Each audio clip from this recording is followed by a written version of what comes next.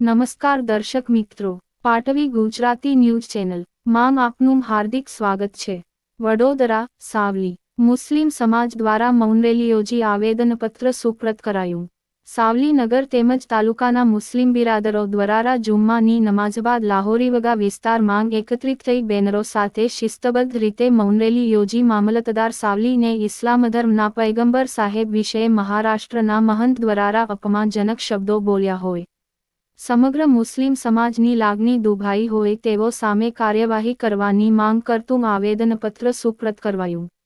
ઇસ્લામ ધર્મના છેલ્લા પૈગંબર વિશ્વ શાંતિનો સંદેશ આપનાર મહાન મોહમ્મદ પૈગંબર વિરુદ્ધ મહારાષ્ટ્રના ઔરંગાબાદ જિલ્લાના મહંત રામગીરી મહારાજ દ્વારા ગત તારીખ 15 ઓગસ્ટ 2024ના રોજ જાહેર પ્રવચનમાં ઇસ્લામ ધર્મના સંસ્થાપક અને ઇસ્લામ ધર્મ સહિત અન્ય સમાજના આદર્શ સમાન મોહમ્મદ પૈગંબર સાહેબ વિરુદ્ધ અશોભનીય અપમાનજનક અપશબ્દો બોલ્યા હોય, જેથી સમગ્ર ભારત સહિત વિશ્વના મુસ્લિમ સમુદાયની ધાર્મિક લાગણી દુભાઈ હોય।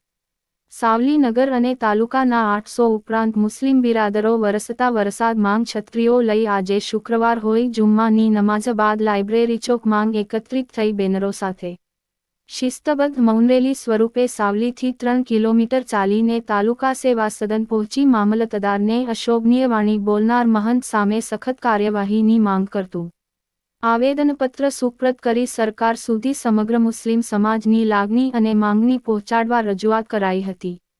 બાઇટ એક યુનુસ શેખ, સામાજિક કાર્યકર, 2 છોટે સાહબ બાપુ। રિપોર્ટ હમીદ જાદવ।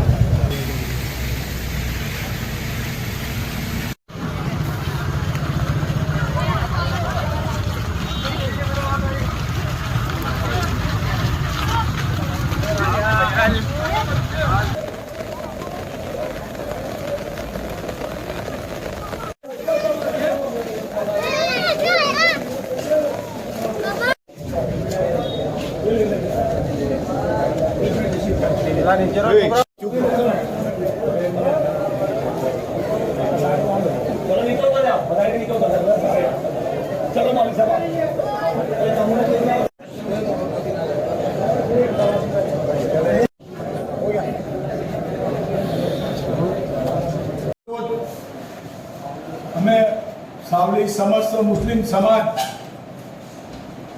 આવેદન પત્ર આપવા માટે મામલતદાર શ્રી સાહેબને સમૂહમાં એકજૂટ થઈ મૌન રેલી દ્વારા આવેદન પત્ર આપવા આવ્યા છે। માત્ર એનું કારણ એટલું છે કે મહારાષ્ટ્ર રાજ્યની અંદર કોઈ મહારાજે અમારા ધર્મગુરુ જે વિશ્વના ધર્મગુરુ છે તેમના વિશે ખરાબ ટીપા ટીપ્પણી કરી છે।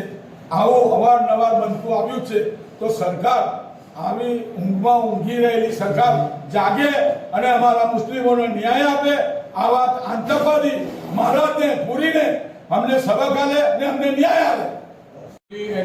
जमात और सावली तालुका के तमाम मोमिन मुसलमान भाइयों ने अपने आका हजरत मोहम्मद मुस्तफ़ा सल्लल्लाहु अलैहि वसल्लम की मोहब्बत में, सरकार की चाहत में आप सरकार श्री को हमने आवेदन पत्र दिया है। आप साहब से हमारी गुजारिश है, बराए करम बराए मेहरबानी हमारी बातों पर ध्यान दें और जो भी ऐसा कृत्य करता है उसे सख्त से सख्त सजा दी जाए।